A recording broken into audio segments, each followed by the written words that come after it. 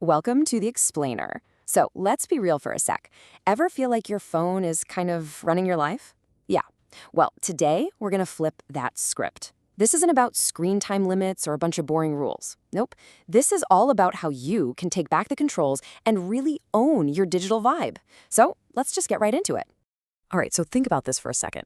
You're scrolling, right? And you get that weird feeling, like the algorithm knows you a little too well. Or maybe it's the total opposite. It's serving you stuff that makes you think, does this thing even know me at all? Well, that question, who's actually in charge here? It's a way bigger deal than you'd think. And trust me, the answer is kind of wild. And yeah, that feeling, it's not just you. It's not in your head. It's not just about, you and your phone in a vacuum. The way these platforms are actually built, their very design, it's having a massive impact on all of us. And people are really, really starting to pay attention. I mean, check this out. In a huge court case, like a really big deal, a jury basically said, hey, it's not just about the crazy content you see online. No, they pointed the finger directly at the design of the platforms themselves.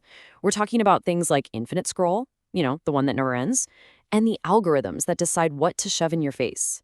For the first time, it felt like the system itself was the one on trial. Okay, so if these platforms are literally designed to keep us hooked, what are we supposed to do? How do we even fight back? For the longest time, it seemed like there were only two options on the table. And spoiler alert, they both kind of suck. Yeah, on one side, you've got total surveillance. Where parents are watching every single message, every post, every search, super creepy. And on the other side, total abandonment, where you're just left to figure out this crazy digital world all by yourself. One totally blows up any trust, and the other just leaves you feeling completely stranded. It's a lose-lose. And this right here, this is a perfect example of why that whole approach is just broken. I saw this quote from a teen on a forum, and it was so on point. They said, "The more they tried to lock things down, the more creative I got about finding loopholes." See? Being watched 24/7 doesn't make you safer. It just makes you better at hiding stuff. It basically turns what should be a conversation into a high-stakes game of cat and mouse. So there has to be a third option, right? A better way. And there is. It all boils down to one simple but super powerful idea.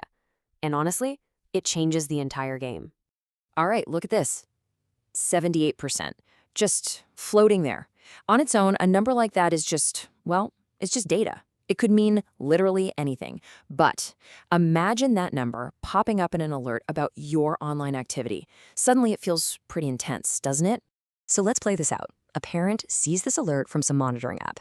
It says a single account is dominating 78% of your feed. What's the instant reaction going to be? Total panic, right? They're probably thinking the algorithm has its hooks in you, or you're trapped in some weird, obsessive content bubble. Okay, but here's where it gets really interesting. What happens when we add your side of the story, the why behind the number? What if that 78% is happening because you just did a huge digital detox? You unfollowed a ton of accounts that were just clogging up your feed with junk. All of a sudden, that scary number isn't a red flag at all. It's a victory lap. It's proof that you are actively taking control. And that, right there, is the secret weapon. It's context. It's the story behind the data. It's the why that turns a random scary number into a human story, your story. And that is the huge difference between being spied on and actually being understood. But here's the thing. This isn't just about having to explain yourself to your parents. This is way bigger. It's about you getting the tools to understand your own digital life better. So let's take a look at how that actually works. So check this out. This is how it works in the real world. You have the exact same data, but it sparks two totally different conversations. On the left, a parent gets a question designed to help them coach, not control. Is the algorithm in charge? But on the right, what you see is just a straightforward, non-judgmental observation. Your feed is mostly controlled by the platform right now. See? No yelling, no accusations, just info that helps you see what's going on. This entire idea is about flipping the whole script. We're moving away from that top-down, here are the rules kind of vibe. Instead, it's about building a system together, a system that you actually have a say in. So think about it. Instead of a giant list of don'ts, you actually get to co-create agreements with your family. These are like promises you all make together, and they're focused on things that actually matter, like being aware of what's in your feed or being more intentional about who you follow. It completely shifts things from a battle to a team effort. And you know what the best part is? This approach actually works. For real, take a look at this. This is a user's feed diversity score, which is just a fancy way of measuring how much different stuff she was seeing. After starting to have these conversations built on context, her score jumped from a 22 all the way to an 82 in just 2 weeks. She literally took back her feed. So what's the big takeaway here? The goal isn't to control you or to get you off your phone. Come on. It's about empowering you to control the technology yourself instead of letting it control you. It's about building that digital muscle, that resilience, so you can handle anything the online world throws your way. So here's the bottom line. Every platform, every app, every feed you scroll through, it has a designer. It's an engineered space. But your digital life, it needs a designer too. And that designer is you.